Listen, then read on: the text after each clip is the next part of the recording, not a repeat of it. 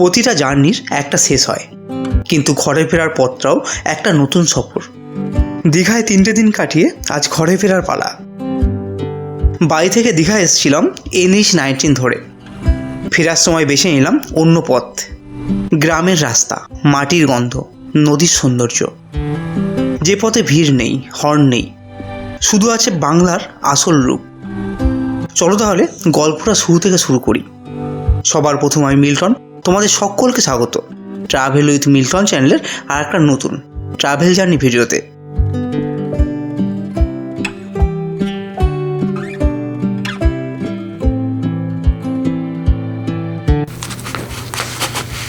Finally আমাদের Digha tour complete. আমরা এবার এখান থেকে বেরিয়ে যাব, আর এই এপিসোডে আমি দেখাবো আমার দীঘা থেকে বাড়ি ফেরার পুরো জার্নি। তো তোমরা ভিডিওর সাথে জুড়ে থাকবে, পুরো জার্নির গল্প থাকবে। পুরো এপিসোডটা আমি কমপ্লিট করেছি, তোমাদের এপিসোডটা কীরকম লাগবে অবশ্যই কমেন্ট করে জানিয়ে। তো আমরা রেডি হয়ে গেছি, এই যে রিয়াও রেডি হয়ে গেছে, আমরা ব্যাগপত্র লাগেজ সব গুছিয়ে গেছি, রাইডিং মোডে একদম পুরো রেডি, আমাদের লাগেজ সব রেডি হয়ে গেছে।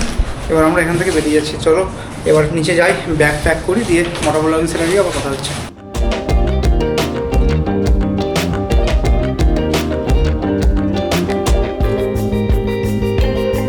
ফাইনালি লাগেজ বলো আমাদের কমপ্লিট হয়ে গেছে। এবার কিন্তু আমরা এখান থেকে রওনা দেবো। হালকা হালকা বৃষ্টি পড়ছে, আমরা রেনকোট পরে নিয়েছি। তো আমরা রেনকোট পরে নিয়েছি, আমরা আর দাঁড়াবো না, কারণ আমাদের আজকে বাড়ি ফিরতে হবে। আর বাড়ি যেতে যেতে মোটামুটি 3-4 বাজবে আশা করছি। তো দেখা যাক কীরকম টাইমে পৌঁছতে পারি। এখন বাড়ি যাওয়ার পরই সেটা বুঝতে পারবো। তো এখন এখান থেকে সুন্দর মুহূর্ত দীঘায় কাটলাম, তারপরে এখন এখান থেকে আমরা বেরিয়ে যাচ্ছি। চলো আস্তে আস্তে বেরোনো যায়।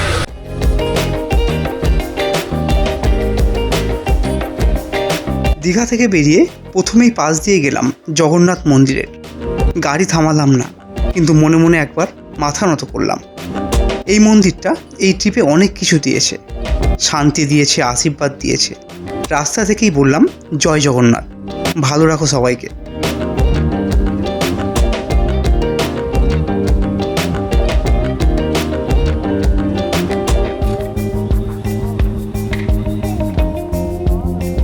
এখন ওল্ড দীঘার দিকে এগোচ্ছি।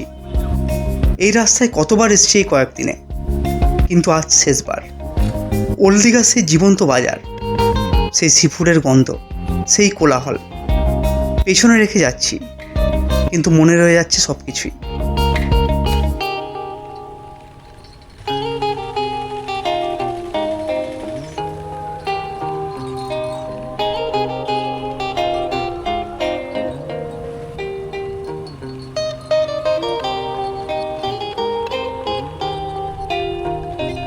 রামনগর যাওয়ার সময় এই রাস্তা দিয়ে এসেছিলাম, তখন সামনে ছিল দীঘার প্রতীক্ষা, এখন সামনে ঘরের পথ।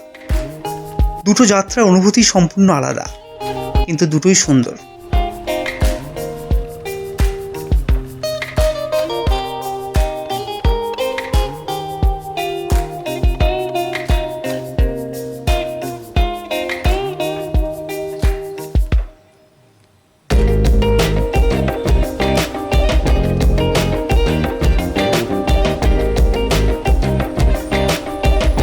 এখন আমরা আস্তে আস্তে কাঁথির দিকে এগোচ্ছি। মেদিনীপুর জেলার এই শহর পেরোলেই রাস্তা বদলে যাবে। এখান থেকেই নেব নতুন পথ, যে পথে আগে কখনো যাইনি।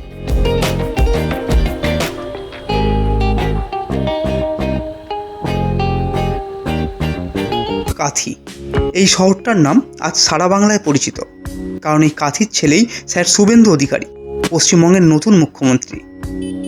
9 মে 2026 তিনি পশ্চিমবঙ্গের নবম মুখ্যমন্ত্রী হিসেবে শপথ নিয়েছেন। বিজেপির প্রথম মুখ্যমন্ত্রী এই রাজ্যে। কাঁথির এই রাস্তায় এসে মনে হলো ইতিহাস অনেক সময় ছোট শহর থেকেই লেখা হয়। রাজনীতি নিয়ে কোনো মন্তব্য নেই, কিন্তু এইটুকু বলতে পারি এই কাঁথির মাটি আজ গর্বিত।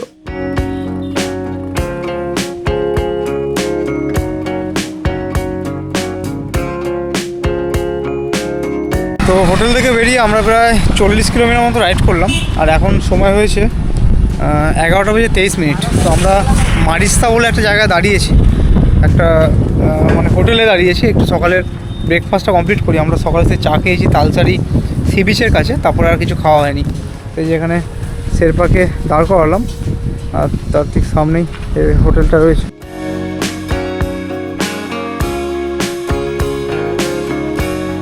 এখানে খাওয়া দাওয়াটা কমপ্লিট করি, দিয়ে আবার বাড়ির দিকে রওনা দেবো। এখন ওয়েদারের আপডেট বলতে ওয়েদার মেঘলা আছে, তার সাথে এখন হালকা রোদও মানে উঠেছে, বেশ ভালো লাগছে। মানে যদি বেশি রোদ থাকতো সেক্ষেত্রে বাইক রাইড করতে একটু অসুবিধাই হতো। বাকি ঠান্ডা ঠান্ডা ওয়েদারে বেশ রাইডিংয়ে মজা পাচ্ছি। আর এবার এখান থেকে ব্রেকফাস্টটা কমপ্লিট করে এবার এখান থেকে রওনা দেবো।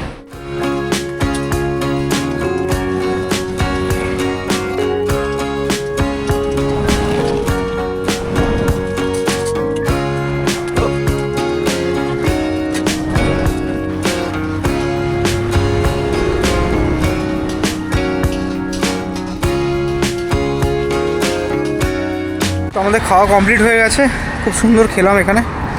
আর ডিম টোস্ট নিয়েছিলাম আর মুড়ি ঘুগনি নিয়েছিলাম, দিয়ে এবার খাওয়া দাওয়া শেষ হয়ে গেছে। এবার আমরা এখান থেকেও বেরিয়ে যাবো। চলো রিয়া, চলো।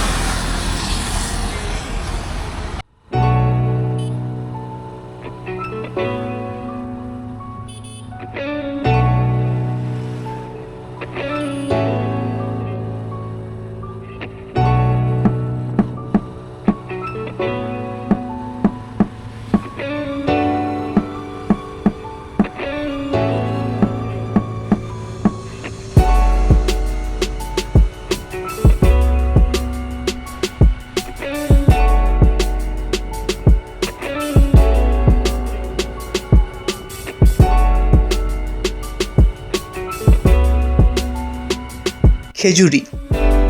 এখান থেকে শুরু হচ্ছে নতুন অধ্যায়।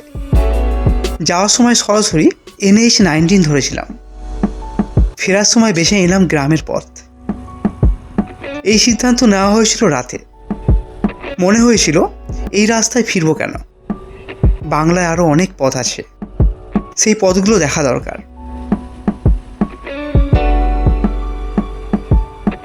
তো জার্নি করতে করতে একটু দাঁড়িয়ে পড়লাম আর রেনকোটটা খুলে নিলাম, যেহেতু এদিকে বৃষ্টি সেরকম নেই।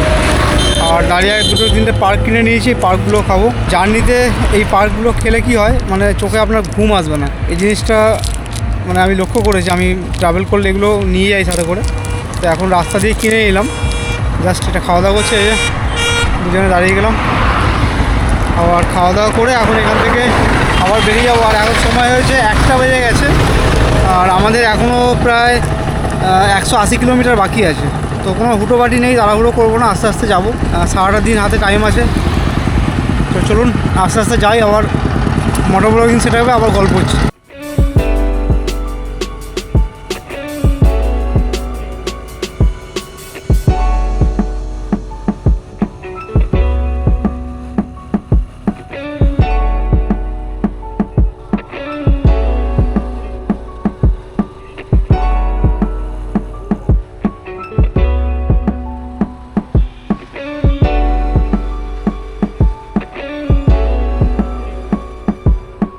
নন্দকুমার। রাস্তার দুপাশে সবুজ মাঠ, আর দূরে দেখা যাচ্ছে গ্রামের বাড়ি। এখন একটু একটু করে সমুদ্রের গন্ধ দূরে সরে যাচ্ছে, আর কাছে আসছে বাংলার মাটির গন্ধ। এই গন্ধটা ঘরে ফেরার গন্ধ।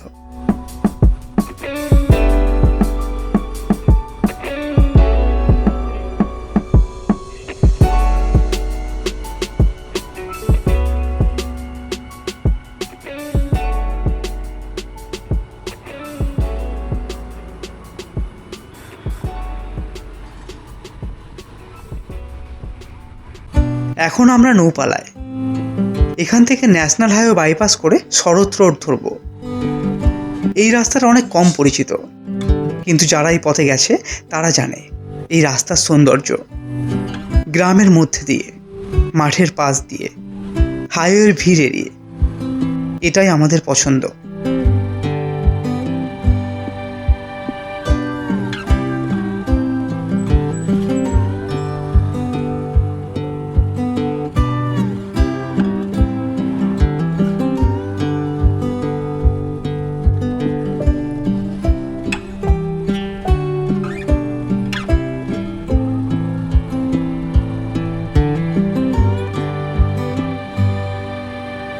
বিরামপুর শহর থেকে দূরে এই ছোট্ট জায়গাটা। রাস্তা এখানে সরু কিন্তু সুন্দর, দুপাশে ধানের ক্ষেত, মাঝে মাঝে পুকুর, দূরে গাছের সারি। এই দৃশ্যগুলো দেখলে মনে হয় বাংলা এখনো কত সুন্দর। শহরের কোলাহলে থাকতে থাকতে এই সৌন্দর্যটা আমরা ভুলে যাই। আজ শেরপা মনে করিয়ে দিল।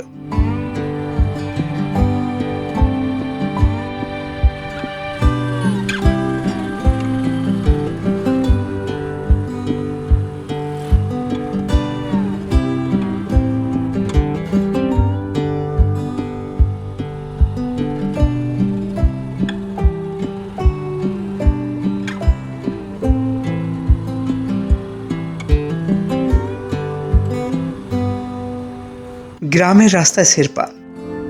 হাইওয়েতে শেরপাকে চালানোর মজা আলাদা, কিন্তু এই গ্রামের পথে চালানোর মজা সেটা সম্পূর্ণ অন্যরকম। এখানে রাস্তা একটু সরু, গাছের ছায়া পড়ছে, বাতাসে মাটির গন্ধ। শেরপা যেন একটু ধীরে যেতে চাইছে, এই পথটা উপভোগ করতে চাইছে, আর আমিও চাইছি।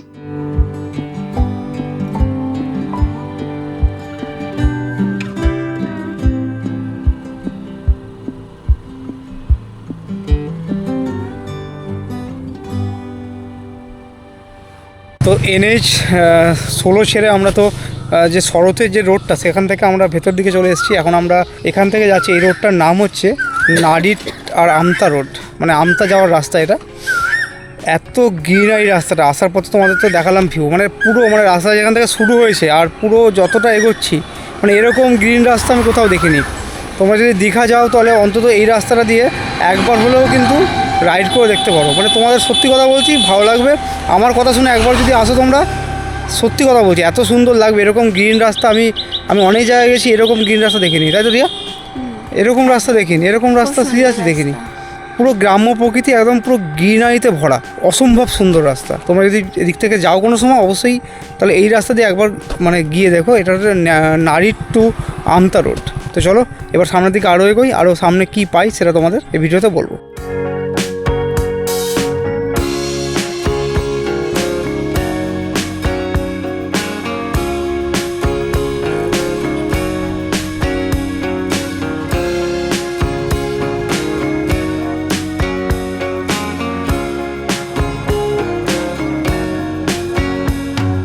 শুভ গাছতলা ব্রিজ। এই ব্রিজের নিচ দিয়ে বয়ে যাচ্ছে পাঁচ খাল। বাংলার এই খালগুলো, এগুলো শুধু জলের পথ না, এগুলো বাংলার জীবনরেখা। এই খালের জলে কত গ্রাম বেঁচে আছে, কত কৃষক এই জলে ফসল ফলায়। ব্রিজের ওপর দিয়ে বাইক রাইড করতে করতে নিচে তাকালাম। খালের জল শান্তভাবে বয়ে যাচ্ছে। কোথায় যাচ্ছে জানি না, কিন্তু যাচ্ছে। এটাই জীবন।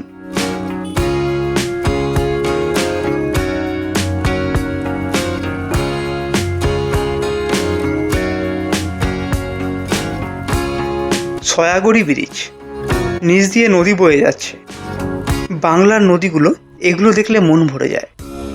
শেরপা ব্রিজের ওপর দিয়ে আমাদের নিয়ে যাচ্ছে। নিচে জলের প্রতিফলনে আকাশ দেখা যাচ্ছে। এই মুহূর্তটা ক্যামেরায় ধরলাম, কিন্তু যেটুকু ধরা গেল সেটা আসলের ছায়া মাত্র।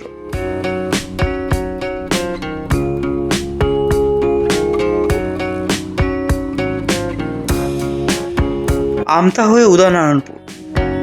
হাওড়া জেলার এই এলাকা, এখানকার রাস্তাগুলো সবুজে ভরা, ধান, পাট, সরিষের ক্ষেত। গ্রামের জীবন এখানে ধীর গতিতে চলে, কোনো তাড়া নেই, কোনো ব্যস্ততা নেই।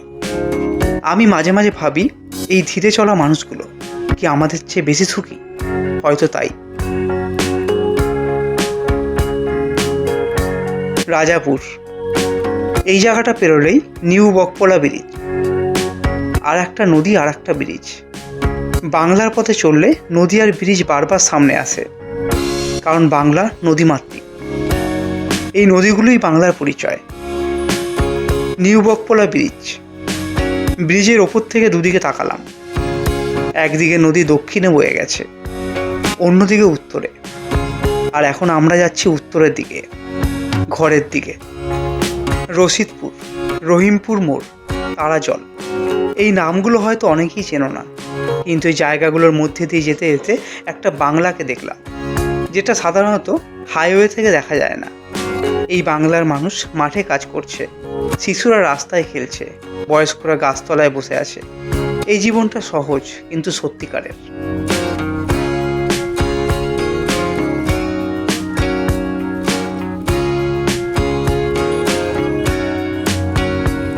জাঙ্গিপাড়া, হুগলি জেলায় আমরা এখন প্রবেশ করলাম।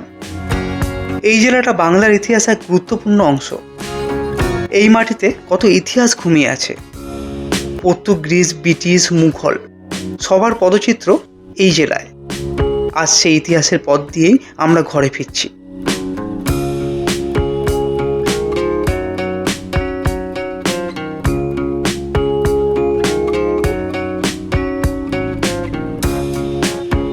হরিপাল রোড, এই রাস্তাটা এখন চেনা লাগছে। বাড়ির কাছে আসছি। শেরপা যেন একটু বেশি উৎসাহী। ইঞ্জিনের আওয়াজটা যেন বলছে এসে গেছি প্রায়।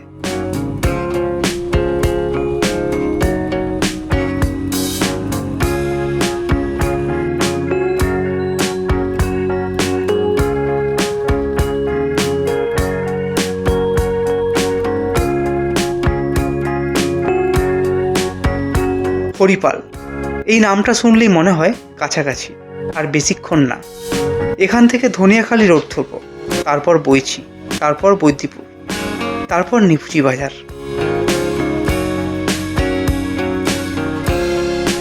হরিপাল, এই রাস্তা দিয়ে যেতে যেতে মনে পড়ে গেল, এই সুন্দর রাস্তা দিয়ে আমি চলছি আমার কলিগদের কল্যাণে। সায়নদা, তারকদা, এই রাস্তার কথা ওরাই আমাকে বলেছিল। ওদের সাজেশন না থাকলে হয়তো আজ এই সুন্দর গ্রামের পথটা দেখাই হতো না। তোমাদের জন্য অনেক ধন্যবাদ। এই রাস্তার প্রতিটা সৌন্দর্য তোমাদেরও পাওয়া।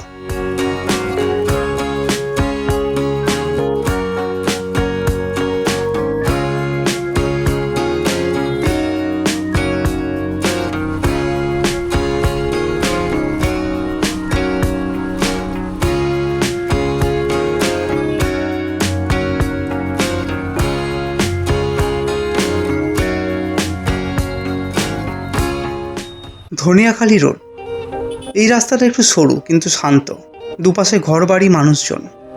এই পথ দিয়ে প্রতিদিন কত মানুষ যায়, কেউ কাজে, কেউ বাড়িতে। আর আমি এখন ঘরে ফিরছি।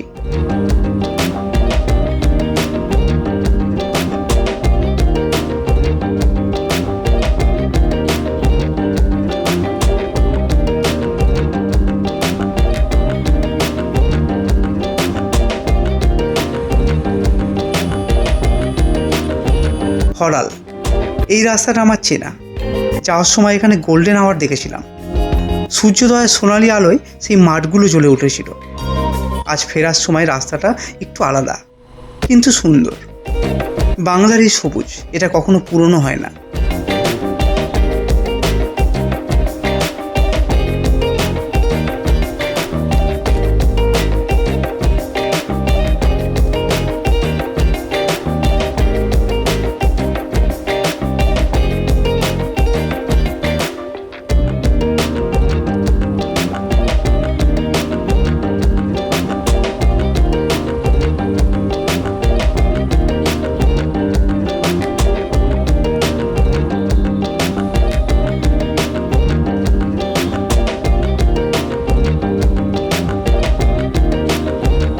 ফাইনালি আমরা প্রায় বইচির কাছাকাছি চলে এসেছি। আর আমাদের এখান থেকে আর ডিস্টেন্স আছে ওই 32 কিলোমিটার মতো। তো দীঘায় বসে তো সানসেট দেখতে পেলাম না, বাকি এখানে দাঁড়িয়ে গেলাম। এখানে যে সানসেট হচ্ছে এখানে দাঁড়ালাম, একটু খাওয়া দাওয়া করছি, দিয়ে আবার এখান থেকে রওনা দেবো। প্রায় আমাদের জার্নির শেষ লগ্নে আমরা পৌঁছেই গেলাম। এরপর এখান থেকে বইচি থেকে কালনা, আর কালনায় পৌঁছে আমরা আমাদের বাড়ি পৌঁছে গেলাম। তো টোটালি জার্নিটা সুন্দরভাবে কেটে গেল। একটাই আক্ষেপ ছিল, যেটা সানসেট দেখতে পাইনি, সানরাইজ দেখতে পাইনি। পরের বার গিয়ে অবশ্যই সেটা দেখবো। তো বাদ বাকি এই দুটো বাদে কিন্তু আমাদের জার্নি টোটালি পুরো সাকসেস। আমরা বৃষ্টি পেয়েছি, রোদ পেয়েছি, মেঘলা ওয়েদার পেয়েছি, সব কিছুই পেয়েছি। আর এখন একটা সুন্দর ওয়েদারের মধ্যে দাঁড়িয়ে আছি। আমি ঠিক যাওয়ার সময় যখন আমি যাচ্ছিলাম তখন কিন্তু আমরা এখানেই দাঁড়িয়েছিলাম, এখান থেকে সানরাইজ দেখেছিলাম। আর আজকে বাড়ি ফিরছি এখানেই দাঁড়িয়ে আবার এই সানসেটটা উপভোগ করছি, দিয়ে আবার এখান থেকে আমরা রওনা দেবো।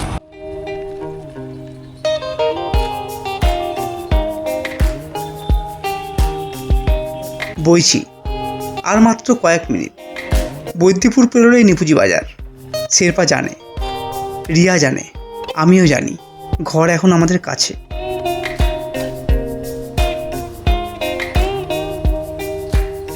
বৈদ্যিপুর, এই রাস্তা দিয়ে কতবার গেছি, কিন্তু আজ এই রাস্তাটা অন্যরকম লাগছে। কারণ এর পরেই ঘর, আর ঘরের আগের রাস্তাটা সবসময় সুন্দর লাগে।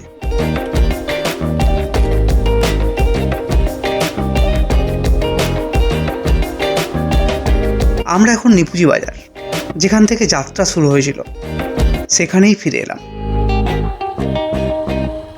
শেরপার দীঘার ডায়েরি শেষ হলো। 5টা এপিসোড, শত শত কিলোমিটার রাস্তা, অনেক গল্প, অনেক মুহূর্ত। মোহনার ভোর, ডবল রেনবো, বালিতে বাইক, চড়ক পূজা, জগন্নাথ দেবের আশীর্বাদ, গ্রামের পথে ফেরা, এই সব কিছু মিলিয়ে এই ট্রিপটা শুধু একটা ছুটি ছিল না, এটা ছিল একটা অভিজ্ঞতা, একটা শিক্ষা, একটা উপলব্ধি। দীঘা আবার আসবো। আর তোমরা যারা এই পুরো সিরিজটা দেখেছো, তোমাদের ভালোবাসার জন্য অনেক ধন্যবাদ। এই সিরিজের সব এপিসোডের লিঙ্ক আমি ডেসক্রিপশন বক্সে দিয়ে দিয়েছি, যারা শুরু থেকে দেখোনি এখনও দেখে নিতে পারো। আর পরের জার্নিতে তোমরা আমাকে আর শেরপাকে আর রিয়াকে কোন জায়গায় ঘুরতে যেতে দেখতে চাও অবশ্যই কমেন্ট করে জানিও। আমি তোমাদের কমেন্ট মতো সেই জায়গায় যাওয়ার চেষ্টা করব। আর সাবস্ক্রাইব করে রাখো আমার চ্যানেলটা, কারণ রাস্তা এখনও শেষ হয়নি। তো আবার কথা হবে, আবার গল্প হবে নতুন কোনো ভিডিও, নতুন কোনো জায়গায়। আপাতত সুস্থ থাকো, ভালো থাকো, সকলকে অসংখ্য ধন্যবাদ।